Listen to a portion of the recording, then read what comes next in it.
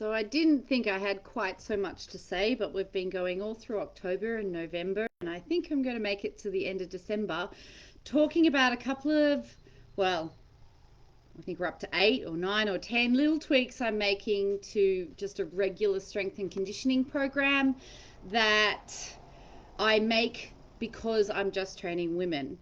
And this next tip is probably not going to be practical or possible in some gyms and not popular in others. But when my women's strength and conditioning sessions are on, we're the only people in the gym. And there's a number of reasons for this, primarily addressing the barriers to exercise for women, but also to address some of the issues that women are the people that are mainly facing in a gym environment. So, um, we train when no one else is there. It's just us. Number one, pelvic floor dysfunctions. The number one barrier to exercise for women in Australia is pelvic floor dysfunction. And so we talk about stress incontinence, fecal incontinence. We talk about their symptoms, whether or not they're improving. And in the research I've read behind the psychology of women, women do not feel as confident speaking up, being as intimate with their what they share in an environment that has men in it. So they're more likely to speak and share their story and be more honest if the environment is women only. The second reason is, or one of the main barriers for women attending gyms at all, is a feeling like they don't belong. So again, media and social media expectations have had a role in sort of compounding the myth that women should be smaller, we should have very low body fat, we need to be athletic, and that is mainly cardio.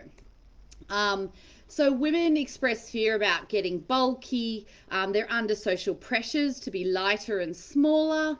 Um, and 20 years ago, the only women you saw in a weights room were bodybuilders. Okay. It is changing, but women are now at the forefront of, osteoporosis and sarcopenia, which is muscle loss, among other things. And weight is becoming increasingly important. So creating a space where they feel like they belong in the weights room is vitally important.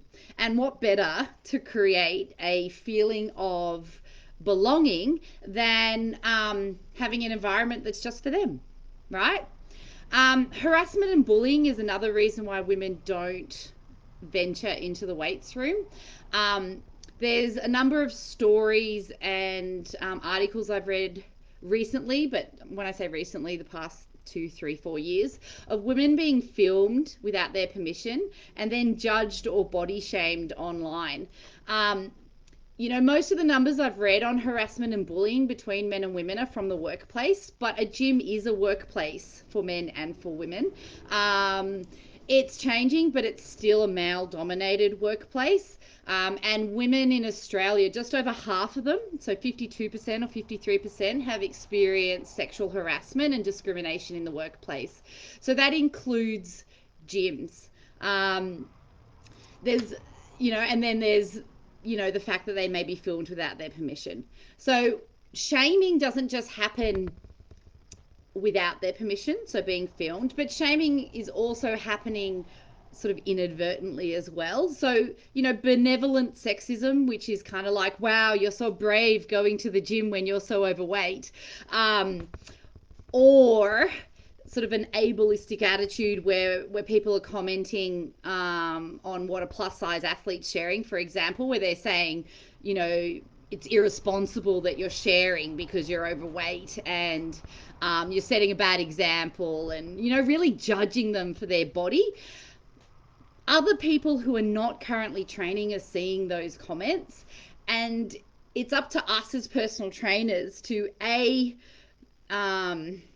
sort of aggressively meet those comments and show the general population that that's not what's occurring in our gym. And B, educating them about why they do belong in the gym, even if they are overweight and even if they aren't, fitting society's definition of what's normal. So that self belief about the weights room being for them is another reason why we just have women in our class, because women, again, they're uncomfortable with taking up space in the weights room, almost apologetic. And again, this is research I've read. Um, so this points, like that point too, that they don't like taking up space. It sort of feeds into they don't feel like they belong. They don't sure why they're there, why it's important for them. But um, it's something as simple as having a space or a class that is female only takes away a lot of those barriers. Um, and before you say it, I'll say it. Not all men, okay? But the point is, these women in these classes, like my class, there's a lot of domestic violence survivors. They don't know these men; they're strangers. So to them, it is an atmosphere where they can't speak as freely or as honestly or as intimately about their life and lived experience. But when it's women only, it opens up the narrative a bit more. It opens up the space and environment.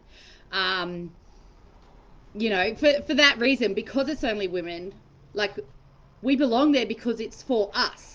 So we take up space, we laugh loudly, we sing, we be unco, and sometimes we're just unresponsive and lying on the floor. In the case of some of my mums that haven't slept because of their babies, all these things are okay in this environment when it's women only. So hopefully not too controversial. If you have any questions or you want to read those references before I publish them, just message me, and I'll talk to you next week.